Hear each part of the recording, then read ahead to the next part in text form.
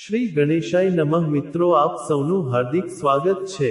અત્યારે પવિત્ર, પરમ દિવ્ય, અક્ષય પુણ્ય આપનારો અને જીવના તમામ સંતાપો હરી લેનારો વ્રતરાજ અધિક માસ એટલે કે શ્રી પુરુષોત્તમ માસ ચાલી રહ્યો છે। ત્યારે આપણે સાંભળી રહ્યા છીએ પુરુષોત્તમ માસના પરમ પવિત્ર, અદ્ભુત, સર્વ પાપનાશક મહાત્મયની પ્રેરણાદાયી પૌરાણિક કથા, લોકવાર્તા અને મધુર સંકીર્તન। આજે પુરુષોત્તમ માસનો પરમ મંગલમય, જ્ઞાનસભર અને પરમ કલ્યાણકારી 11મો દિવસ છે।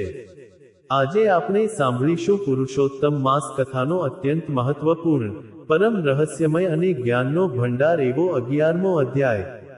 આ અધ્યાયમાં આપણે સાંભળીશું કે જ્યારે ભગવાન શ્રીકૃષ્ણ વનમાં પાંડવોને દ્રૌપદીના પૂર્વજન્મની કથા સંભળાવી રહ્યા હતા, ત્યારે તેઓ કથાને આગળ વધારતા કહે છે કે મેધાવી ઋષિની તે અનાથ પુત્રીની આશ્રમમાં મુલાકાત મહાક્રોધી અને તેજસ્વી દુર્વાસા ઋષિ સાથે થાય છે। દુર્વાસા ઋષિ તે કન્યાના ઘોર કષ્ટો અને અનાથપણું જોઈ દયા લાવે છે અને તેને સંસારના તમામ દુઃખોમાંથી મુક્ત થવા માટે પરમ પવિત્ર પુરુષોત્તમ માસનું વ્રત કરવાની દિવ્ય સલાહ આપે છે। પણ અજ્ઞાનતા અને અહંકારના કારણે તે કન્યા કેવી ભયાનક ભૂલ કરી તે વ્રતનો અનાદર કરે છે, તેની આ અદ્ભુત પૌરાણિક કથા છે। આ સાથે જ આપણે સાંભળીશું ધન, દોલત અને જમીન જાયદાદના નશામાં અંધ બનેલા, સાધુ સંતોને ધુત્કારનારા અહંકારી ધનપાલ વણિક અને પ્રભુ વિષ્ણુની પરમ સાધ્વી, દયાળુ, પતિવ્રતા અને પવિત્ર પત્ની લીલાવતીની આંખમાં આંસુ લાવી દે તેવી હૃદયસ્પર્શી અને ચમત્કારિક લોકવાર્તા। જો આપને આ વિડિયો અને કથા શ્રવણ પસંદ આવે તો લાઈક કરજો અને અન્ય ધર્મપ્રેમી ભક્તો તથા આપના સ્નેહી મિત્રો સાથે શેર કરજો। જો આપ પહેલી વખત આ વિડિયો જોઈ રહ્યા છો તો ચેનલને તુરંત જ સબસ્ક્રાઇબ કરી લેજો, જેથી આવનારા તમામ 30 દિવસના નવા અધ્યાયો અને પવિત્ર વાર્તાઓની માહિતી આપ સુધી દરરોજ સૌથી પહેલા અને તુરંત પહોંચી શકે। ધન્યવાદ મિત્રો। દર 3 વર્ષે આવતો આ પવિત્ર અને પરમ દિવ્ય પુરુષોત્તમ માસ માનવ જીવનના કલ્યાણ માટે અને મોક્ષના દ્વાર ખોલવા માટે ઘણો મહત્વપૂર્ણ માનવામાં આવે છે। ખાસ કરીને ભક્તિ, જ્ઞાન, વૈરાગ્ય, પાપ મુક્તિ અને આત્મશક્તિ પ્રાપ્ત કરવા માટે પુરુષોત્તમ માસ સમગ્ર સનાતન ધર્મમાં સર્વશ્રેષ્ઠ અને સર્વોપરી વ્રતરાજ ગણાય છે। આ આખો પવિત્ર મહિનો સાક્ષાત ભગવાન શ્રી નારાયણને સમર્પિત છે, જેમાં જગતના પાલનહાર ભક્તવત્સલ ભગવાન શ્રીકૃષ્ણની વિશેષ ભક્તિ, પૂજા, જપ અને અર્ચના થાય છે। સ્વયં પુરુષોત્તમ ભગવાનનું મુખેથી આપેલું અટલ વચન છે કે જે મનુષ્ય વિધિ અનુસાર, શુદ્ધ અંતઃકરણથી, મોહ માયા તજીને અને પૂર્ણ આદરથી આ માસનું સેવન કરે છે, કથા વાર્તા સાંભળે છે અને દીપદાન કરે છે, તે પોતાના આખા કુળની 11 પેઢીનો ઉદ્ધાર કરીને અંતે અવશ્ય અક્ષય મોક્ષ પ્રાપ્ત કરે છે। તે ભાગ્યશાળી મનુષ્ય પૃથ્વી પર તમામ પ્રકારના ભૌતિક સુખ સમૃદ્ધિ, ધન ધાન્ય, પુત્ર સુખ અને સર્વે સત મનોકામના પૂર્ણ કરીને અંતે પ્રભુના પરમધામ વૈકુંઠને પ્રાપ્ત કરે છે। પુરુષોત્તમ માસમાં નિત્ય વહેલી સવારે સૂર્યોદય પહેલા બ્રાહ્મ મુહૂર્તમાં ઉઠીને પવિત્ર નદી, તળાવ કે સરોવરમાં સ્નાન કરીને, હાથમાં જળ અને તલ લઈને તલની તિલાંજલિ આપીને સૂર્યનારાયણ દેવને તાંબાના પાત્રમાંથી અર્ઘ્ય દેવાય છે। સાક્ષાત સૂર્યનારાયણ દેવ જે ભગવાન નારાયણનું જ પ્રત્યક્ષ સાકાર બ્રહ્મ સ્વરૂપ મનાય છે, તેમની આ દિવસોમાં વિધિવત 16 ઉપચારોથી પૂજા થાય છે અને પરુઓને નરકવાસમાંથી તૃપ્ત કરવા માટે તર્પણ પણ કરાય છે। શાસ્ત્રો, વેદો અને પુરાણોમાં સ્પષ્ટ કહેવાય છે કે આ માસમાં જે કંઈ પણ આપણે નાનું મોટું દાન પુણ્ય કરીએ છીએ, અન્નદાન, વસ્ત્રદાન, પાઠ પૂજા, વ્રત ઉપવાસ કે રામ નામનો જપ કરીએ છીએ, તેનું સામાન્ય દિવસો કરતાં 1000 ગણું પુણ્ય ફળ પ્રાપ્ત થાય છે। એટલા માટે જ તો આ માસને અધિક માસ કહેવાય છે, કારણ કે અહીં સામાન્ય જીવને પ્રભુ તરફથી અધિકથી અધિક ફળ અને અગણિત કૃપા પ્રાપ્ત થાય છે। આજે આપણે સાંભળશું પુરુષોત્તમ માસના 11મા દિવસના મહાત્મયની મુખ્ય પૌરાણિક કથા એટલે કે દુર્વાસા ઋષિનો ઉપદેશ અને કન્યા દ્વારા થયેલો વ્રતનો અનાદર।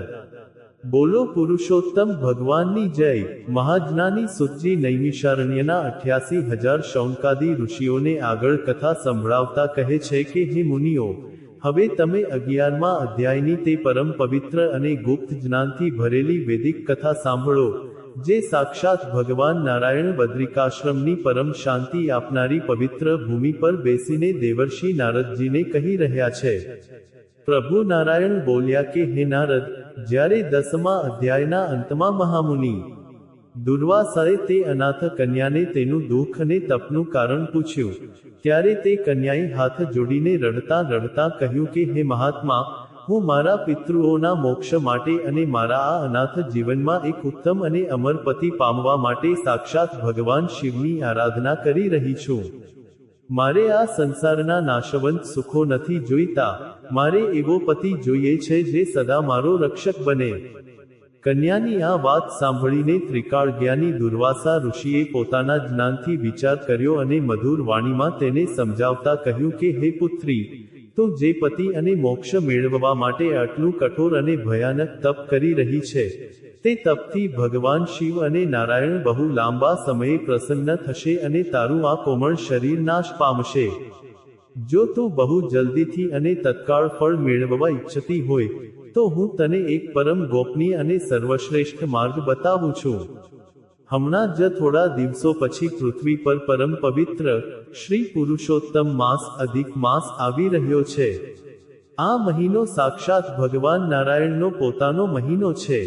સંસારના તમામ વ્રતો, તપ અને યજ્ઞો જે ફળ કરોડો વર્ષોમાં આપે છે, તે અક્ષય ફળ આ પુરુષોત્તમ માસમાં માત્ર એક મહિનો પૂજા અર્ચના અને કથા સાંભળવાથી જીવને મળી જાય છે. માટે હે કન્યા, તું આ વનનું આકરું તપ છોડી દે અને જ્યારે આ પવિત્ર મહિનો બેસે ત્યારે તું શ્રદ્ધાપૂર્વક વ્રત કરજે, ઝરણામાં સ્નાન કરજે અને પ્રભુ પુરુષોત્તમને તુલસી દલ અર્પણ કરજે. તારા પિતૃઓ વૈકુંઠ પામશે અને તને તારો મનગમતો પરમપતિ પણ પ્રાપ્ત થશે. દુર્વાસા ઋષિના આવા કલ્યાણકારી અને હિતકારી વચનો સાંભળીને તે કન્યાના મનમાં અજ્ઞાનતા અને અહંકારનો ઉદય થયો. તે વનની માયામાં ફસાયેલી હોવાના કારણે ક્રોધિત થઈને બોલી કે હે ઋષિવર, આપ મને આ કેવો ઉપદેશ આપી રહ્યા છો? જે મહિનાને આખા જગતના જ્યોતિષીઓ અને પંડિતો અશુભ, અમંગળ અને ત્યાગ કરવા યોગ્ય મલમાસ કહીને ધિક્કારે છે, જે મહિનામાં કોઈ માંગલિક કાર્ય નથી થતું, તે મહિનાની ભક્તિ કરવાથી મને ભગવાન કેવી રીતે મળે? હું આ ખાબોચિયા જેવા અશુભ મહિનાનું વ્રત ક્યારેય નહીં કરું. હું તો દેવોના દેવ મહાદેવ શિવજીનું જ આકરું તપ કરીશ. મને તમારા આ મલમાસમાં કોઈ શ્રદ્ધા નથી. કન્યાના મુખેથી સાક્ષાત પ્રભુના પવિત્ર મહિનાનો આવો ઘોર અનાદર અને તિરસ્કાર સાંભળીને મહામુનિ દુર્વાસા ઋષિની આંખો ક્રોધથી લાલચોળ થઈ ગઈ. તેમનું આખું શરીર ધ્રુજવા લાગ્યું. ભગવાન શ્રીકૃષ્ણએ પાંડવોને કહ્યું કે હે યુધિષ્ઠિર, પ્રભુના પવિત્ર મહિનાનું આવું અપમાન તે કન્યાને બહુ ભારે પડવાનું હતું, જે કથા હવે પછીના અધ્યાયમાં આવશે. અહીં બૃહદ નારદીય પુરાણનો 11મો અધ્યાય સંપૂર્ણ થાય છે. બોલો પુરુષોત્તમ ભગવાનની જય. હવે આપણે સાંભળીએ પુરુષોત્તમ માસના 11મા દિવસની પરમ પવિત્ર, ધાર્મિક, અદ્ભુત અને લોચનમાંથી અશ્રુ વહાવનારી લોકવાર્તા, એટલે કે અહંકારી ધનપાલ વણિક અને સદ્ગુણી પત્ની લીલાવતીની હૃદયસ્પર્શી કથા. બોલો ભગવાન શ્રીકૃષ્ણની જય. પ્રાચીન સમયની આ સત્ય ઘટના છે. દ્વારિકા નગરીમાં ધનપાલ નામનો એક ભારે પ્રતિષ્ઠિત, વગદાર અને અતિ ધનાઢ્ય વણિક એટલે કે વ્યાપારી શેઠ રહેતો હતો. તેની પાસે સોના મોહરોથી ભરેલી મોટી મોટી લોખંડની તિજોરીઓ, અઢળક જમીન જાયદાદ, વહાણો અને સેંકડો નોકર ચાકરોની કોઈ કમી નહોતી. પરંતુ લક્ષ્મીની અતિશય પ્રબળતા અને સત્તાના કારણે ધનપાલ શેઠ મનનો ભારે લોભી, કંજૂસ, ક્રૂર અને અભિમાની માણસ હતો. તે સદાય ગરીબ વ્યાપારીઓ અને લાચાર ખેડૂતોને પોતાના વ્યાજના ચક્રવ્યૂહમાં ફસાવી તેમના ઘરો અને જમીનો પડાવી લેતો હતો. તેના મનમાં એવો ઘોર ઘમંડ હતો કે ધનથી મોટું જગતમાં કે આકાશમાં કંઈ નથી અને પૈસાથી ગમે તે માણસને અને તેના ભાગ્યને પણ ખરીદી શકાય છે. ધનપાલ શેઠના ભવ્ય મહેલમાં ક્યારેય કોઈ ધર્મનું કાર્ય, સત્યનારાયણની પૂજા કે હરિ કીર્તન થતું નહોતું, અને તેના ઘરના આંગણેથી ક્યારેય કોઈ ભિખારી અનાથ કે ભૂખ્યા સાધુને અન્નનો એક નાનો દાણો પણ મળતો નહીં. તે સદાય રાડાપાડ કરી, લાકડીઓ બતાવી ગરીબોને આંગણેથી હડધૂત કરી કાઢી મૂકતો હતો. ધનપાલ શેઠની પત્નીનું નામ લીલાવતી હતું. લીલાવતી પોતાના નામ પ્રમાણે જ અત્યંત મંગલકારી, ચરિત્રવાન, ગંગા જેવી પવિત્ર, દયાળુ અને ભગવાન નારાયણની પરમ ભક્ત સ્ત્રી હતી. તે નિત્ય સવારે વહેલા ઉઠી પ્રભુની પૂજા કરતી અને ગરીબોની આંતરડી ઠારવા માટે શેઠની ગેરહાજરીમાં નોકરોથી સંતાડીને અન્ન અને વસ્ત્રોનું ગુપ્ત દાન આપતી હતી. તે અવારનવાર ધનપાલ શેઠના પગ દબાવીને, હાથ જોડીને રડતી રડતી સાચા હૃદયથી વિનંતી કરતી કે હે નાથ, હે મારા સ્વામી, આ ગરીબોને સતાવીને મેળવેલું અનિતિનું ધન આપણને ક્યારેય શાંતિ કે સુખ નહીં આપે. લક્ષ્મી તો ચંચળ છે અને અહંકારનો નાશ નક્કી છે. માટે આપ આપનો આ અહંકાર છોડો અને થોડું દાન પુણ્ય કરો, ભગવાનથી ડરો. પણ અહંકારી ધનપાલ શેઠ પત્નીની આવી પવિત્ર અને જ્ઞાનની વાત હસી કાઢતો, તેને મૂર્ખ કહેતો અને તેનું ઘોર અપમાન કરી ઓરડામાંથી કાઢી મૂકતો હતો. સમય પોતાની અવિરત ગતિએ વીતતો ગયો અને ધનપાલ શેઠના પાપનો ઘડો પૂરેપૂરો ભરાઈ ગયો. એક વર્ષે દ્વારિકા નગરમાં અચાનક કુદરતનો કોપ થયો અને મધ્યરાત્રિએ ભયાનક વાવાઝોડું અને પૂર આવ્યું. આ ભયાનક આપત્તિના કારણે ધનપાલ શેઠના તમામ મોટા અન્નની ગોડાઉનો, વ્યાપારની દુકાનો અને તેનો 7 માળનો ભવ્ય આખો આલિશાન મહેલ પળવારમાં જમીનદોસ્ત થઈ કચડાઈ ગયો. તેની ગુપ્ત તિજોરીઓમાં રાખેલું સોનું, હીરા અને અઢળક નાણું ઊંડા કાટમાળમાં દબાઈને સદા માટે ગાયબ થઈ ગયું. જે લોકો શેઠ પાસેથી લાખો રૂપિયા વ્યાજે લઈ ગયા હતા, તેઓ પણ આ આપત્તિમાં કાં તો માર્યા ગયા અથવા રાતોરાત નગર છોડીને ક્યાંક દૂર ભાગી ગયા. માત્ર એક જ રાતની અંદર અબજોપતિ ધનપાલ શેઠ રસ્તા પર આવી ગયો. તે સાવ કંગાલ, ભિખારી, એકલો અને નિરાધાર બની ગયો. આટલો મોટો આઘાત, સત્તાનો નાશ અને ધનનો વિનાશ ધનપાલ શેઠ જીવતે જીવ સહન ન કરી શક્યો અને તેના મગજની નસ ફાટી જતા તેને ઘોર લકવો મારી ગયો અને તેના શરીરમાં ભયાનક કોઢ નીકળ્યો. તેનું અડધું શરીર સાવ નકામું અને કાળું થઈ ગયું. આખા શરીરમાંથી પરુ નીકળવા લાગ્યું અને તે બોલવા ચાલવા માટે પણ તદ્દન અસમર્થ બની પથારીવશ થઈ ગયો. જે શેઠની આગળ પાછળ જારો નોકરો હાથ જોડીને ફરતા હતા, તેને આજે વનમાં પાણીનો એક ઘૂંટડો પાવા વાળું પણ કોઈ સગું વહાલું નહોતું બચ્યું. તેના તમામ સગા સંબંધીઓ, ભાઈઓ અને સ્વાર્થી મિત્રો તેને આ ભયાનક રોગ અને ગરીબાઈની હાલતમાં છોડીને પોતાનું મોં ફેરવી ચાલ્યા ગયા. આવા કપરા અને ભયાનક સમયે માત્ર તેની વહાલી, પવિત્ર અને પતિવ્રતા પત્ની લીલાવતી જ તેની પડખે મજબૂત ઢાલ બનીને ઊભી રહી. તે નગરના છેડે એક નાની પાંદડાની ઝૂંપડી બનાવી પતિને ત્યાં લાવી. તે નગરમાં લોકોના ઘેર જઈ વાસણો માંજીને, દળણા દળીને, મજૂરી કરીને જે 4 પૈસા લાવતી, તેનાથી પતિની દવા અને પાટો કરતી અને તેને પ્રેમથી સાચવતી હતી. ધનપાલ પથારીમાં પડ્યો આખો દિવસ દર્દથી તડપતો હતો, આંસુ વહાવતો હતો અને પોતાના અહંકાર તથા પાપોને યાદ કરી અંદરથી વ્યાકુળ થતો હતો.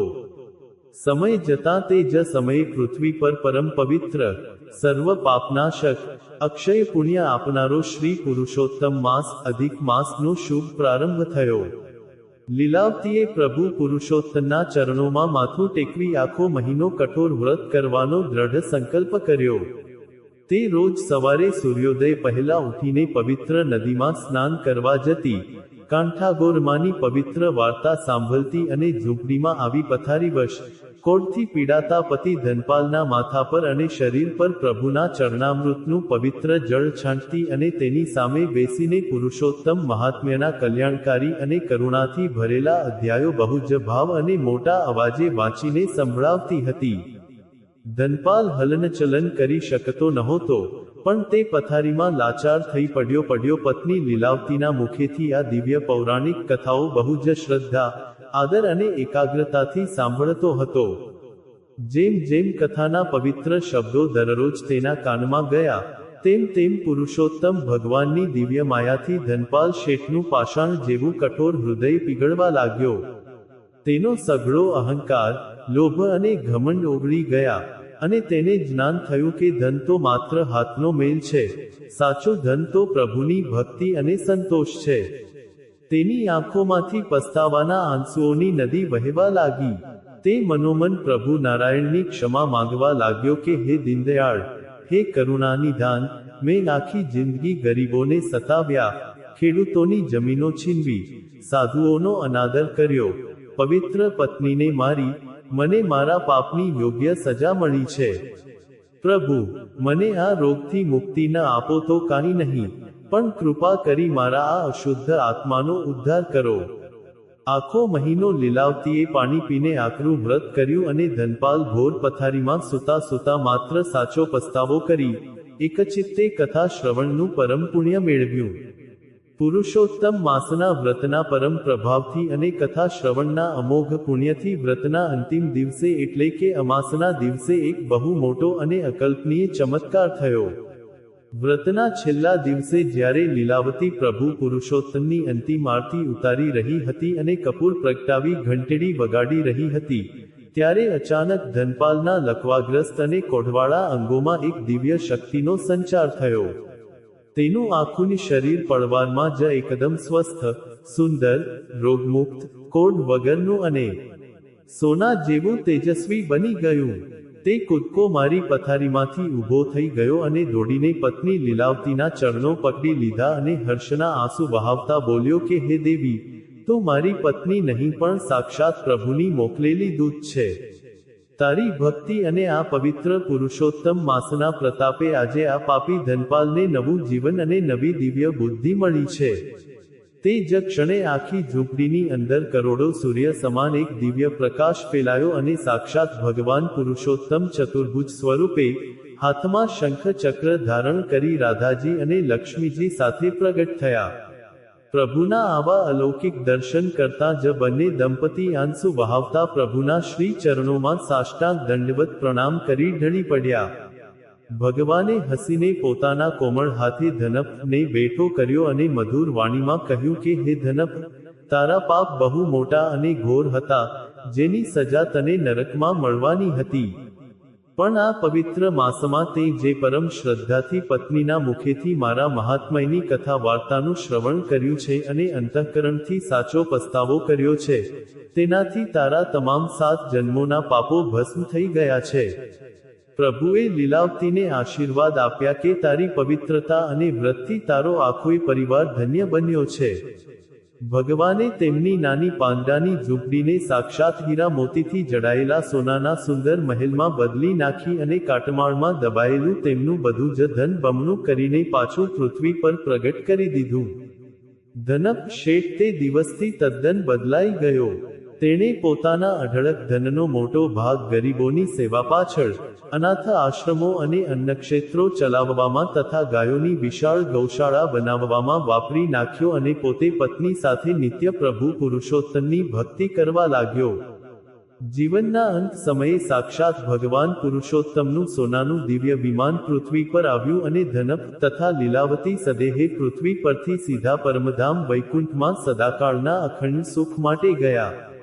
હે ભગવાન પુરુષોત્તમ, જેવા તમે ધનપ શેઠનો સાચો પસ્તાવો સ્વીકારી લીલાવતીની ભક્તિ અને વ્રતથી તેમના પર પડ્યા અને તેમનો ઘોર કષ્ટોમાંથી ઉદ્ધાર કર્યો, તેવા આ પવિત્ર 11મા અધ્યાયની દિવ્ય કથા કહેનાર, સાંભળનાર, પૂજન કરનાર અને આ વિડિયો શ્રદ્ધાથી જોનાર સૌ ધર્મપ્રેમી ભક્તોને ફળજો અને સૌનું પરમ કલ્યાણ કરજો. બોલો પુરુષોત્તમ ભગવાનની જય. તો વહાલા ધર્મપ્રેમી મિત્રો, આપણે સાંભળ્યું પુરુષોત્તમ માસના 11મા પવિત્ર દિવસના મહાત્મયની અતિ દીર્ઘ, સૌથી મોટી અને દુર્વાસા ઋષિના ઉપદેશની પૌરાણિક કથા તથા તેની શ્રેષ્ઠ બોધ આપનારી લોકવાર્તા. મને પૂર્ણ શ્રદ્ધા, વિશ્વાસ અને આશા છે કે આપને આ સુંદર વિડિયો જરૂરથી પસંદ આવ્યો હશે. આવો હવે આપણું મન અને વાણી પવિત્ર કરવા માટે 2 મિનિટ પ્રભુના શ્રી ચરણોમાં ધ્યાન ધરીને ભગવાન પુરુષોત્તમનું પરમ મધુર અને દિવ્ય સંકીર્તન પ્રેમપૂર્વક કરીએ. બોલો પૂર્ણ પુરુષોત્તમ ભગવાનની જય. હે કરુણાના કરનારા, તારી કરુણાનો કોઈ પાર નથી. હે સંકટના હરનારા, તારી કરુણાનો કોઈ પાર નથી. મારા પાપ ભર્યા છે એવા હું તો ભૂલ્યો કરવી તારી સેવા. મારી ભૂલોના ભૂલનારા તારી કરુણાનો કોઈ પાર નથી. હે પરમ કૃપાલુ વહાલા, મેં તો પીધા જગતમાં વિષના પ્યાલા. એ વિષને અમૃત કરનારા તારી કરુણાનો કોઈ પાર નથી. હું તો અંતરમાં થઈ રાજી નિત્ય ખેલ્યો હું અવળી પાજી. એ અવળીને સવળી કરનારા તારી કરુણાનો કોઈ પાર નથી. મને જડતો નથી સંસારમાં કિનારો, મારો ક્યાંથી આવે આ નૈયાનો આરો. મારા સાચા ખેવનહારા તારી કરુણાનો કોઈ પાર નથી. ભલે છોરું કછોરું થાય પણ તું તો સાચો માવતર કહેવાય. મીઠી છાયાના દેનારા તારી કરુણાનો કોઈ પાર નથી. છે ભક્તનું દિલ આજે ઉદાસી, તારા ચરણે લેજે મને અવિનાશી. રાધાના દિલ હરનારા તારી કરુણાનો કોઈ પાર નથી. હે કરુણાના કરનારા તારી કરુણાનો કોઈ પાર નથી. હે સંકટના હરનારા તારી કરુણાનો કોઈ પાર નથી. બોલો ભગવાન પુરુષોત્તમની જય, શ્રી રાધા કૃષ્ણ ચંદ્ર દેવની જય. મિત્રો, મને આટલી શાંતિ અને ભક્તિભાવથી સાંભળવા માટે આપ સૌ શ્રોતાઓનો ખૂબ ખૂબ ધન્યવાદ. આવતીકાલે આપણે પુરુષોત્તમ માસના 12મા અધ્યાયની દિવ્ય અને અતિ દીર્ઘ કથા સાથે ફરી મળીશું. ત્યાં સુધી પ્રભુ ભક્તિમાં લીન રહો. આપ સૌ ભક્તોને મારા હૃદયપૂર્વકના જય શ્રી કૃષ્ણ.